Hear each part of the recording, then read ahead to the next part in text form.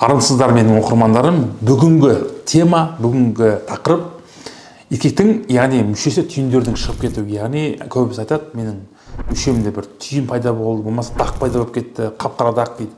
Сол не болуы мүмкін? Айтып жіберіңізші дейді.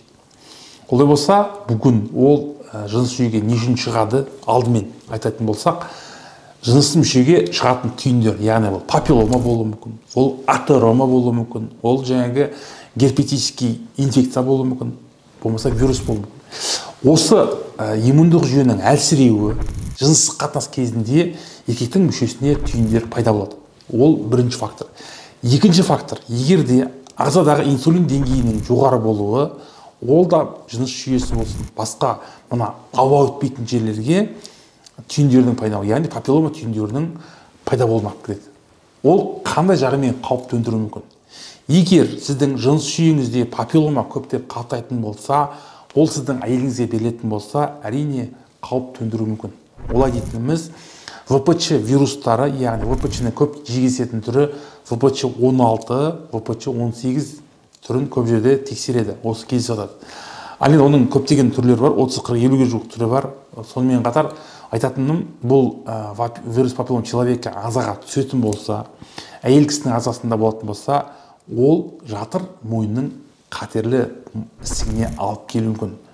Өйткені олай дейтініміз көп жігіттер осы вирусты таратып жүреді. Ол өзінің жыныс жүйесінен шыққанымен қоймай, әйеліне қарай жұқтыруы мүмкін. Әрине ертең сіздің ұрпағыңыз сау болсын, әйеліңіздің денсаулығы болсын десеңіз, әрине бұл вирусты тексеру керек. Егер де түйін пайда болатын болса, дереу дәрігерге көріну керек. Өйткені ертең жыныс жүйеңізді қыруыңыз мүмкін, түгіңізді алуыңыз мүмкін, вирусты жан-жаққа таратуыңыз мүмкін. Осы арқылы көп, айтқан кезде, вирустың таралып кетуіне, жайылып кетуіне жағдай туындатасыз. Өйткені не себепті жыныс жүйеде вирус тарайды? Біріншіден, түкті алған кезде, бритва лезвияның көмегі арқылы вирус жан-жаққа тарайды.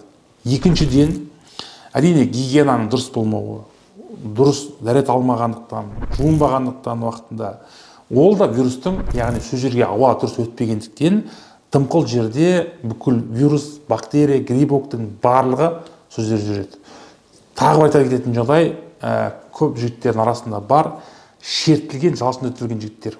Егер де ондай жігіттер болса, ондай жігіттердің арасында да осы вирустың тез өршіп кетуіне болуы мүмкін. Өйткені оған жағдай туындайды, влага болады, яғни ылғалды жерде грибоктар да, басқа вирустар да тез өседі. Бүгінгі видеом, құрметті достар, сіздер үшін пайдалы болған болса, ұнаған болса, астына пікір жазып кетіңіз. Осы проблемамен зардап шегіп жүрген достарға таратыңыздар. Аман сау болыңыздар.